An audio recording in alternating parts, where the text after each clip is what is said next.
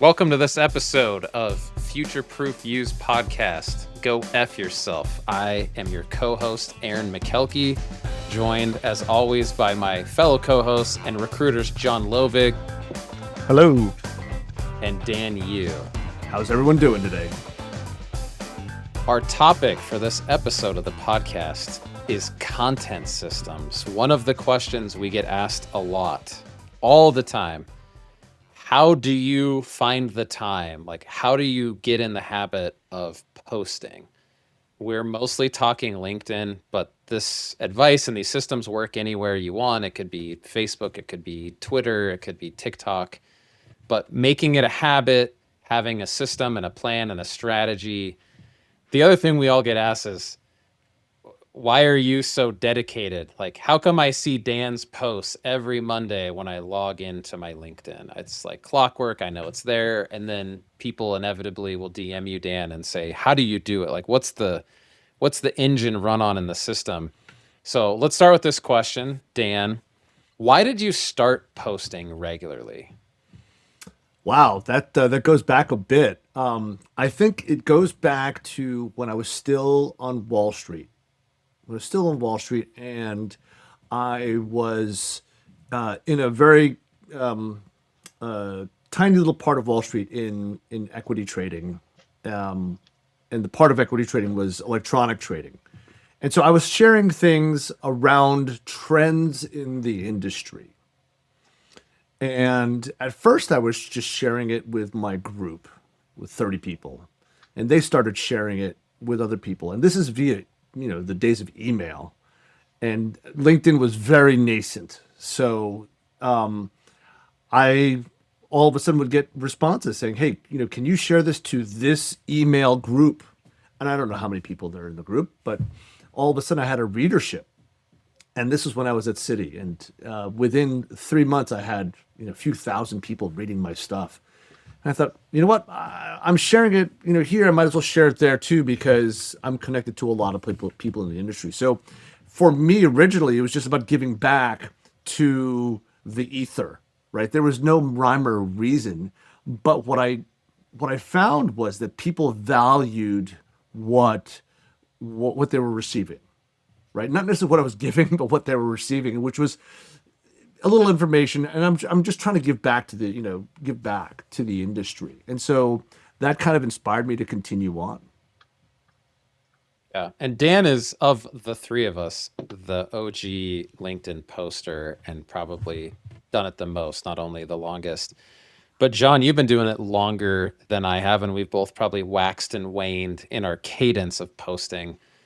Same Yeah. question to you. What brought you to post? Because I think a lot of people think, oh, you want to be an influencer or get monetized or get a brand deal. That's why you would post. What was your motivation when you started? When I first started, it was right out of graduate school or during graduate school. And it was, so this is 16, 17 years ago.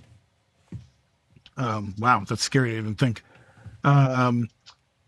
And the idea behind LinkedIn at the time was it's a social network, right? And at that time, older millennial, we were the only ones who got it, understood social networks. So, of course, trying to be compelling in a corporate world and trying to differentiate myself compared to other people out there, and being an early adopter myself, I dove in and started posting content about things. This is even before I was a recruiter.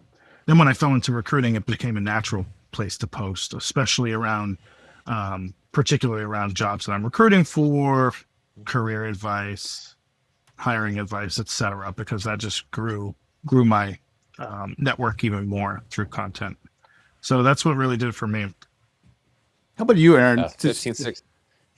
15, 16 years ago, I didn't even know what LinkedIn was. In fact, I did not have a LinkedIn account until I met Dan, which, depending on when you're listening to this episode, I think that was 3 years ago, almost exactly. He was a guest speaker in a leadership class that a colleague of mine said, hey, I know a guy who'd be great to talk to your students. And he's in there telling these high school students who haven't even graduated high school yet that they should be on LinkedIn, have a profile, start thinking about internships and making connections. And I just have always been that person, especially when I have a guest speaker. If you're good enough to talk to my students, I'm taking notes and probably following the advice for myself. Maybe even selfishly, that's why I had you come talk, because I just wanted to hear what you had to say, which wasn't my motive at first, but maybe it turned into that later. And I will never forget, I came home that night. It was in January in this exact office. And I looked at my wife and I said, "We need LinkedIn pages." And she looked at me like, "Why? Are you quitting your job?" Like, well, that was a very abrupt thing.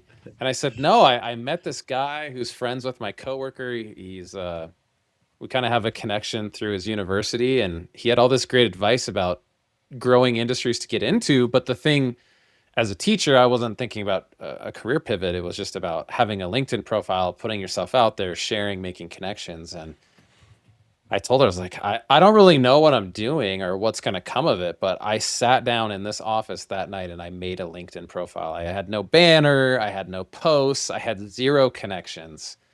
And it took me a little while to get into it, but a good friend of mine who was in my same industry did a Zoom with me that summer. And basically, we said, "Hey, let's both get serious and kind of have this accountability buddy about you need to post regularly." And of course, the first person I connected with was Dan, and I would see his content. I still do to this day. One of the first ones in my feed every day is a Dan post. And it was kind of like a little dose of a kick in the butt, or a nudge that I should be doing things on LinkedIn. So just trying to make it a habit from there. But I didn't even know what it was. I thought I'm an educator. Like, teachers and principals don't use LinkedIn, but I was wrong. And now look at you. Yeah, look where you've come to. Yeah. Well, and actually, maybe it was an advantage. There weren't a lot of teachers and principals on LinkedIn, but there was demand for content, and throwing a green screen selfie video up and getting a couple 100,000 views in a day.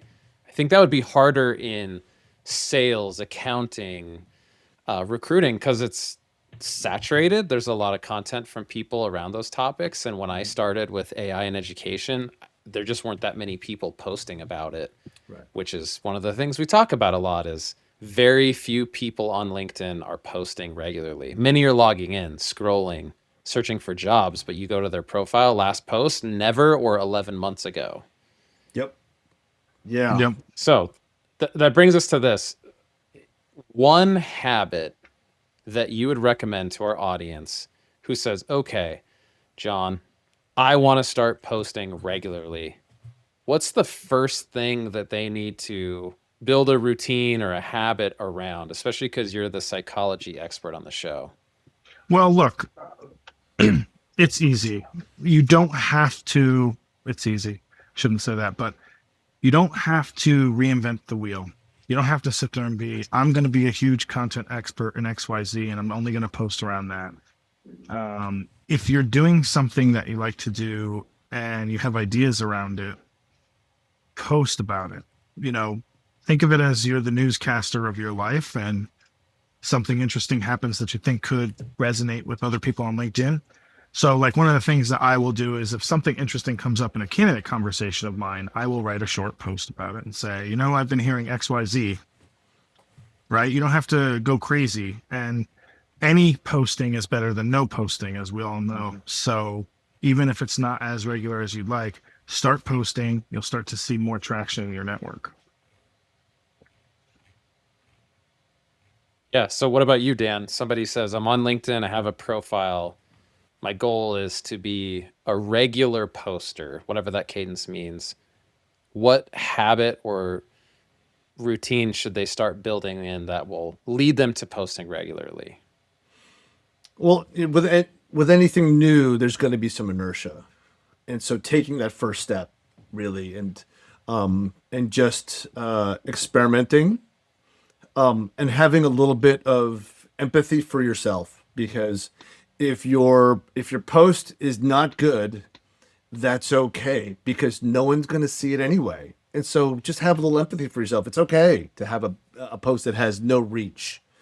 But once you get better at it and start adding real value to the universe, then you can start getting a little bit more in depth, or maybe a little more adventurous with with what you're posting about.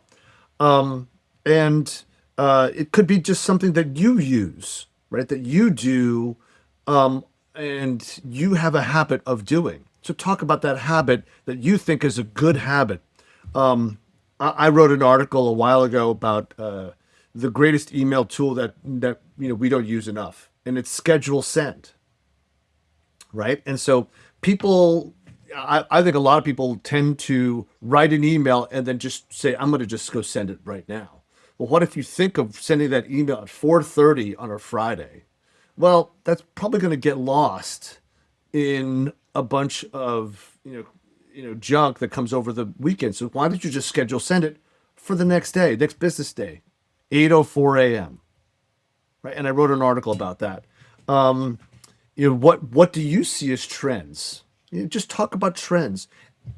More appropriately, we like to coach people here between the three of us at Future Proof You. We like to coach people to talk about the industries they'd like to go to. So talk about the industries you'd like to go to. Maybe you want to get into AI or cybersecurity, or something completely different like elder care. Talk about that. Say, wow, these are some interesting trends. What do you guys think? And then come back. What will come back is the responses, right? And engage with your audience. When you engage with your audience, you'll get a little bit of feedback, and that'll continue your momentum. Yeah, one of my coachees was interested in a new field, and so they were taking courses. So they talked about quick learnings from the course and tagged the class or the name of the organization that the class was through. Would get some more views on their page because of it, and because it's a area that they're trying to move in, they also ended up getting more network connections of people in that space. So you start to build a cohort around you based on the content you're creating. Aaron, what about yourself? Yeah, if I could only pick one, I was just opening it. You need a home base for ideas. The medium for that, it doesn't matter at all. It could be sticky notes on your desk. It can be audio notes you talk into your phone. It can be a whiteboard. It can be a Google Doc, Notion file, whatever.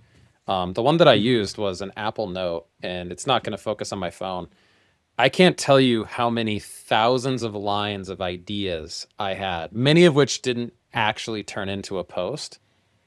The reason why you need a home base for ideas is when you sit down and go, oh, I need to post, you're probably not going to have readily available ideas, and then you're going to get frustrated, and then you're going to hate it, and then you're going to quit. But most people will say, oh, when I got out of the shower, when I took the dog for the walk, even just the lunch break when I wasn't thinking about other things, an idea struck. If you can just capture that in the lowest friction way, talking into your phone or your computer, there's a million ways to do it. Whatever's the easiest to just get some bullet points, some keywords down. Then when you have time and you make it a ritual and a habit, go to that home base and go, oh, I had 12 things I jotted down this week. I'm going to turn 2 of them into LinkedIn posts and schedule them. When I did a TikTok a day for a year. I thought, okay, you just sit down, inspiration sparks, and you come up with a great idea, you film a video, and you get millions of views. It it never happens that way. And the ones that I think I tried to force always did the worst. And the ones that were just an idea that I thought, all right, film it, post it, write it, always tend to do better anyways. But more importantly, it's more fun. And when you enjoy the process, you will do it. Because you're gonna suck at posting. So if you don't enjoy building the post and writing it, editing it, you're definitely not going to stick to it. Yeah. I think that's a great idea too, because even when you're having a list of ideas, the first idea you have on the list might not be the one you're going to post about. You might scroll to something that just sparks a moment in your brain, right? Because you're not always on, my most recent post was an article that I came off of a meeting and just felt super inspired, sat down at lunchtime and wrote a post. It took me no time at all. The only thing I did was I did use AI to come up with topics I might want to discuss within that post, but then I wrote everything myself. It's not like I cribbed AI. And actually, it was about AI. So in the post, I said, for full transparency, I used AI to come up with XYZ. Yeah, absolutely. How about this? How about knowing what to post about, what to write, topics? Some people call them content pillars or themes. How did you guys find what those were for you? And then what lessons can we distill from that for our audience who's trying to make that a habitual practice, Dan? Well, for the past few years, being in the recruiting and the coaching industry, it really is, all around kind of an idea of service, right? And really trying to help people out. I had this, own your open to work series, and that was, 5 posts, but I actually made them articles for the purpose that they can be reused, right? So if if it's evergreen content, then I want to save it as an article, right, rather than a post, because a post will just live in the feed and then it'll go away. And so when you have it as an article, that's a different place to store it. This is on LinkedIn, different place to store it, and they're much more easily accessible.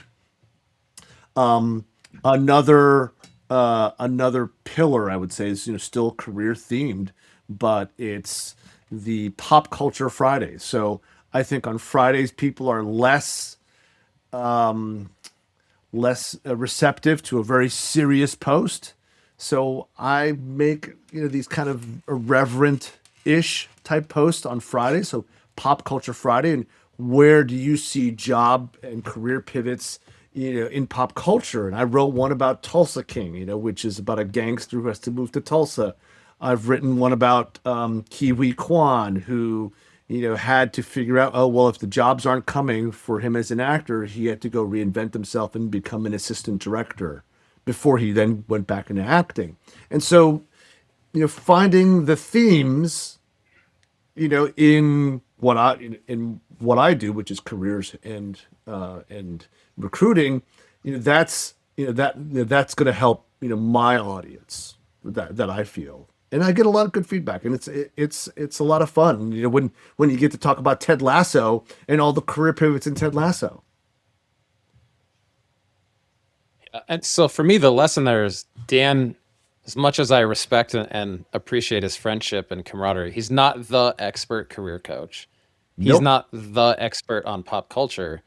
But when he goes down a level on both of those and combines them, on a lot of people's LinkedIn feed, myself for sure, he's the career coach pop culture combo guy. And it's easier to be that guy than the top level of any one thing, especially on a platform that's been around for a long time. And the other lesson is those are two things and enjoy. And it's kind of like cooking. You're just combining ingredients in novel ways. Most people don't see pop culture at all on LinkedIn, but then you tie all the pop culture references back to career pivots and the normal content you post about. And it's a new twist on your normal dish. It's like different Yeah. seasoning on the same grilled chicken, Right. but it tastes totally different. Right. Like, so 5 years ago, I made a TikTok about all the career pivots that are in the Hallmark Christmas movies, which every one of them is, right? And so, Yeah. the that was one of my all-time best TikTok videos. So, I think having a different take and bringing some lightheartedness or some humor to it, I think it makes it easier to connect with an audience. Yeah. John, how about you? How'd you discover your content pillars or what you talk about? I mean, for me, it's a matter of similar to what we've already said. What do I like to talk about with other people? What do I feel I have expertise in? And then beyond that, then it's just, are there instances, or what am I super engaged or intrigued by? And are there instances for me to get creative about it? Sometimes I'll wrap something conceptually around an article or a post to make it more humorous or engaging or easier to read. But a lot of times I might even just be straightforward. The one thing I've noticed throughout is I've always adopted a tone of voice that's more conversational. And I think people appreciate that because I can't tell you how many people reach out to me because of they'll say, oh, it's so refreshing to see. I'm also a sage old millennial. This is my about me section. I do, super into new stuff too. Blah blah blah blah blah. I do remember the street lights. Sometimes it's a salesperson, but sometimes it's actually someone who wants to interact and network. So I discovered it that way, and I tried not to think about what's going to perform well as much as it's nice to see things perform because you never know. There are certain articles I know will perform if I just repost them. And there's that Ghost Jobs one I wrote, I repost every year because it will always get at least some level of views. So, yeah. What about yourself, And Aaron? yeah, one of the lessons there, and I learned this too, but John, you alluded to it, is you kind of have to give yourself permission to not be good. Dan said, if your post doesn't do well, I'm going to correct him. In my experience and every other person and brand I've worked with, it's when your post doesn't do well. Because even when you have an audience and you feel like you know what you're doing, if you post regularly, you will have posts that don't perform. So instead of that, well, maybe someday, especially when you're new, the first LinkedIn article I wrote, I spent hours on and no one read it. And I wish someone would have shaken me and said, Aaron, just hit publish, man. It doesn't matter. You need reps more than you need perfection because no one will read it no matter what you write, especially on the first few.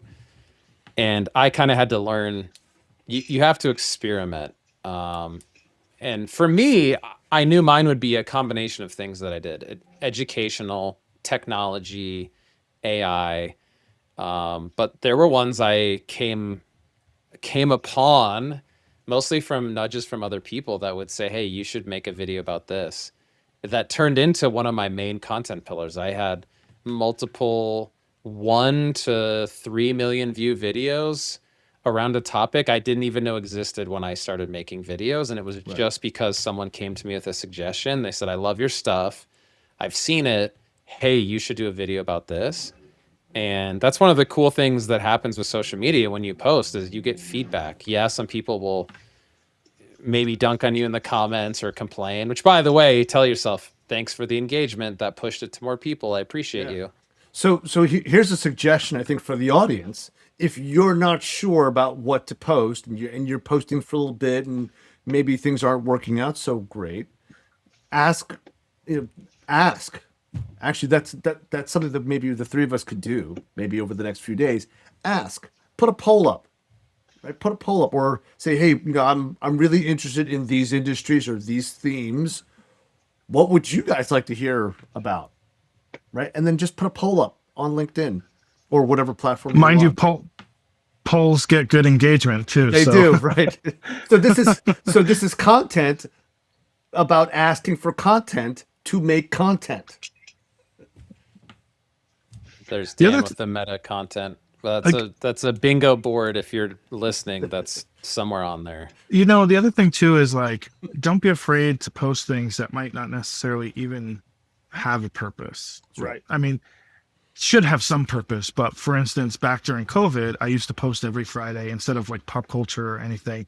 I would just post image with a drink recipe because everybody Oh, was home nice. That's right. alone or home with their families and people didn't know what to do. So it'd be like, here's your Friday nightcap, or I called it like your Friday happy hour pick of the week or whatever. And I have people to this day go, I miss your drink posts.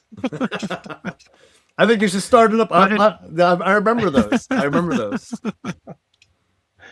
I was, it was when I was playing with Canva initially, and I was like, oh, I could do these little drinky posts.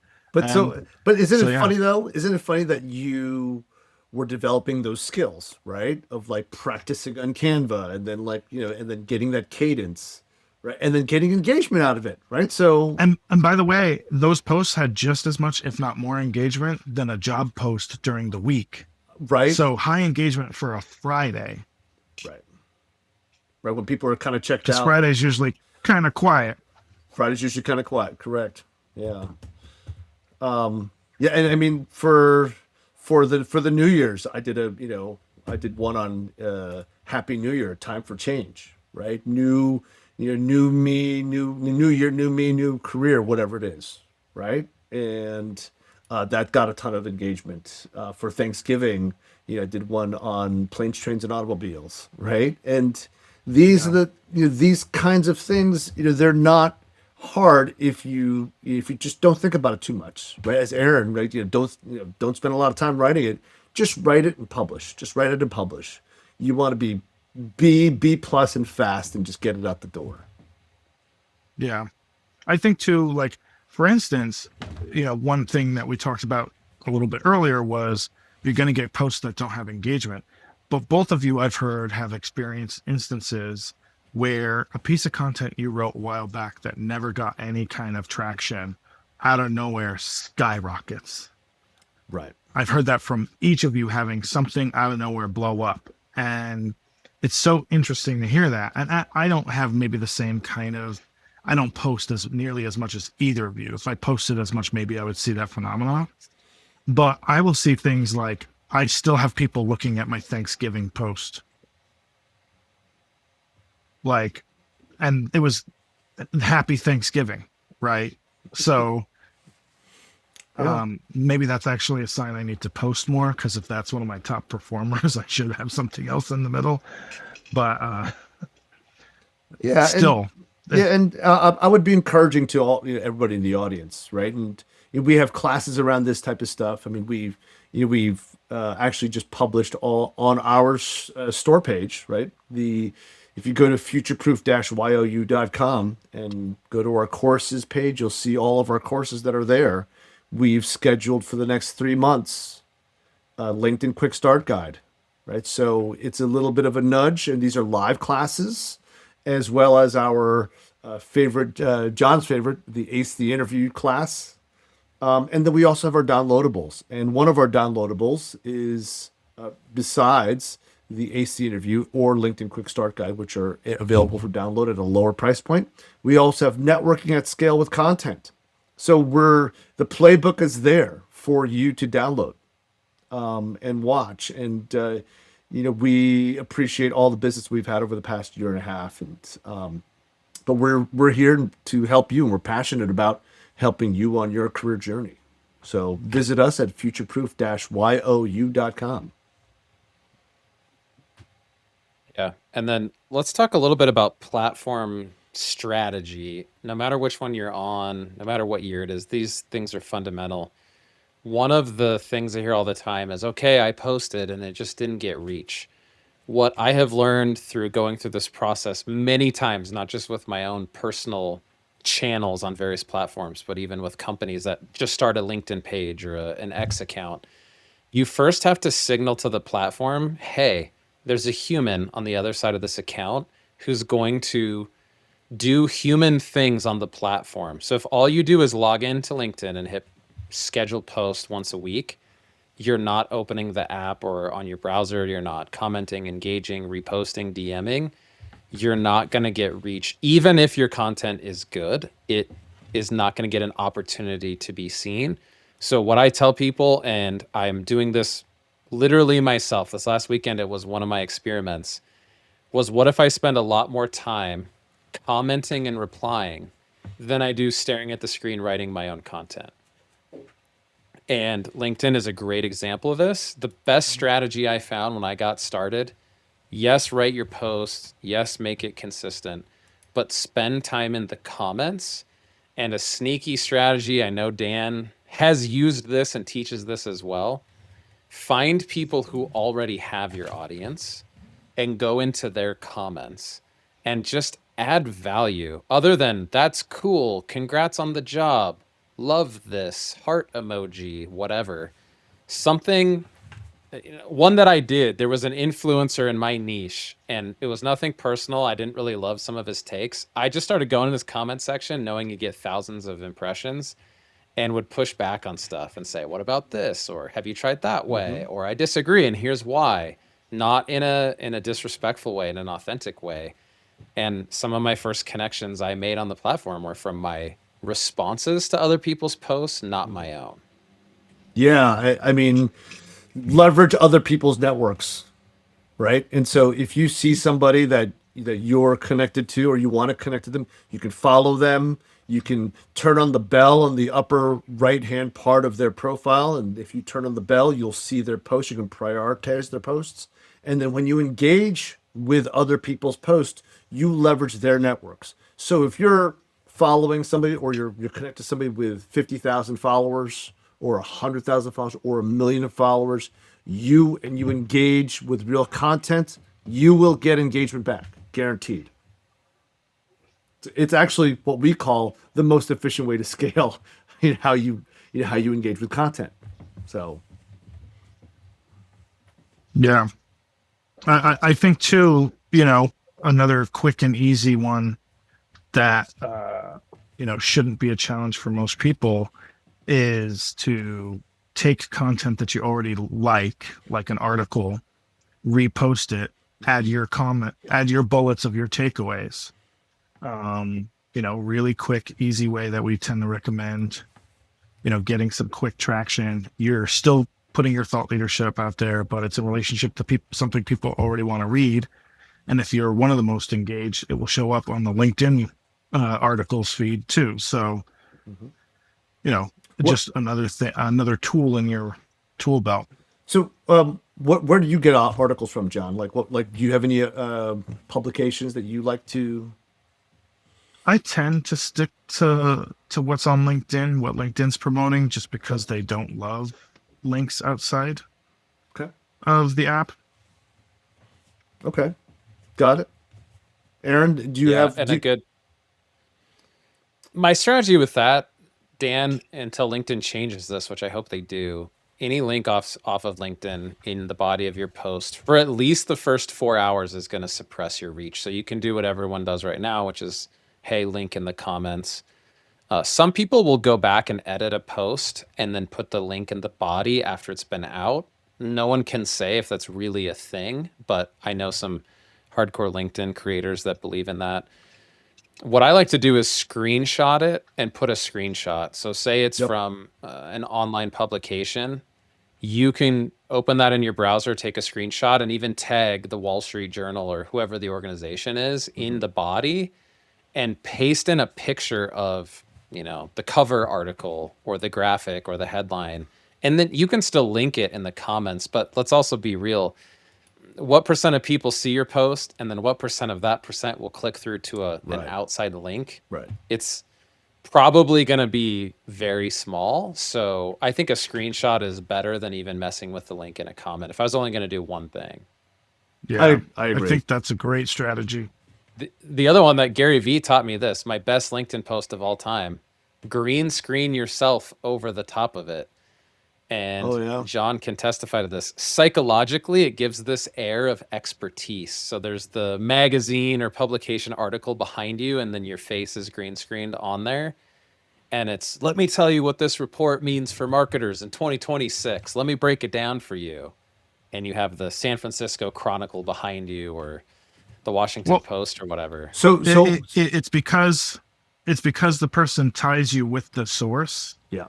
Visually and then subconsciously. Yeah. But so, Aaron, functionally, for our audience that may not know how to do that, how would you green screen yourself in front of an article? So if you're going to do this on your phone, I would open the piece of content you want to offer commentary, and I would screenshot it. And then I would open whatever app you record in. At this time, I was doing everything in TikTok, and then I would take the video from my camera roll and put it to LinkedIn and YouTube Shorts. TikTok is free, and regardless of how you feel about privacy and data and the Chinese Communist Party and all of that, you can just open an image from your camera roll and then film yourself, and it green screens your background, so you wouldn't see my bookshelf and my stocking. You would just see me. And any image from your camera roll will now be inserted as your background. And all I did was screenshot 3 or 4 different things on my phone, and then I would green screen myself talking over them in one video. And I have no idea to this day why it didn't get great engagement, but it got 750,000 views. And it was just a green screen video of me offering commentary over the top of the content. And you can do it if you want to download it to your computer and do it with Adobe Premiere. Descript, should probably plug them because they have a built-in green screen tool, and I do use it for that. But there's lots of them. CapCut on your phone can do it. Just ask people, like, here's a really good way to get engagement in the comment section. You'll see a video like that now that you're thinking of it. Comment, hey, what did you use to film this? I'd love to see. Or DM them and say, I'd love to make videos like yours. That one was really cool. How'd you make it? And link that in a DM. Most creators, if they manage their own inbox, will answer you and be happy to share. It's awesome. And at least I am, because people love that. They're like, oh, I know something you don't. Let me help you. Let me teach you something. And if it feels nice to get asked. I think it's funny. Parting thought for I'm going to make this a habit. I'm going to post content. I'm going to have a system. I'm going to overcome this inertia, as Dan calls it, of having the boulder has been collecting moss. That is my LinkedIn profile. And now I'm trying to move it. And as John has said, just being authentic and talking about what you know in novel ways, whether it's drink recipes, pop culture, serious, funny, etc. What's your parting advice for that person that's going to make this a habit, Dan? Make it easy on yourself, right? So you said have a repository, a place to put your ideas, and then batch them together, right? So spend an hour on a Sunday, right? You don't have to post every day. You schedule send, just like schedule sending your emails. Schedule post, on LinkedIn. The functionality is right there, and you can. I will create 10 posts on a Sunday in an hour, and I'll just schedule them out for the week, for the next 10 days. And some of them are really, really simple. It's like a screenshot of a cartoon, and that turns out to be a post that gets 50,000 impressions. It's crazy. And some of the really simple ones that I post that are it's just a meme with a quippy comment or quippy comment at the top from me. That takes me a minute and a half, and then I'll post it on a Saturday, and it'll get 50,000 impressions. That's crazy, but you just don't know, what'll work. So you just got to keep going, keep trying. So start somewhere. Yeah, John, what's your parting advice, John? Yeah, if you're gonna do it regularly, calendar some time to do it every week, and then also just don't overthink it. Keep it simple, stupid. Yep. I'll give the advice I wish someone would have given me. View every piece of content as an experiment, and the platform is the laboratory, and you're not going to invent the light bulb on the first try. You're just going to learn from it. So as long as you look at the analytics, the follow through, the comments, the experience of creating it, none of them are final or fatal. They're just little experiments, and you got to put them out into the lab to know if they're going to work or not. Love it. So we appreciate you listeners hanging with us, talking about content creation systems from 3 tryhards on various platforms. We are future proof you. This is the Go F Yourself podcast. We want you to be able to take control of your career and not be afraid of AI and robots and automation or being stuck in a career you hate. If you don't follow our company page on LinkedIn, it's Future Proof You. John Lovig is on there writing a lot about hiring and what's changing in the recruiting space. Dan is the career pivot expert and just a great encourager. I think he's coined that term, self-empathy. And I just document what I do, and I think if there was a camera crew following my day, what would I want to put out to the world? Like just the other day, it was me fixing my printer. It's not sexy or flashy or anything.